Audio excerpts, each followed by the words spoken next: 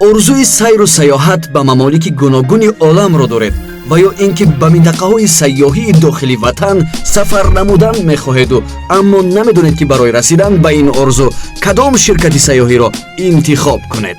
пас мо барои шумо тавсия медиҳем ширкати сайёҳии шоҳтурро. ширкати шоҳтур хизматрасониҳои зеринро барои сайру сайёҳат ва истироҳати шумо пешкаш мекунад.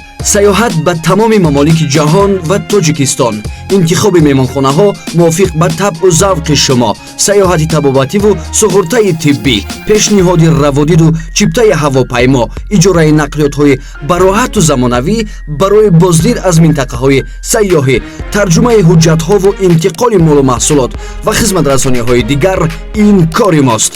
танҳо як муроҷиат барои ширкати шоҳтур кифоя аст, зеро инҷо масъулин бо муомилаи хубу рафтори намунавӣ кори шуморо сари вақт ба сомон мерасонанд. сурғаи мо шаҳри Душанбе, кӯчаи Нусратулло Махсум 71/3.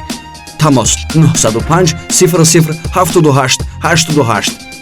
шоҳтур, як қадам аз орзу то амал.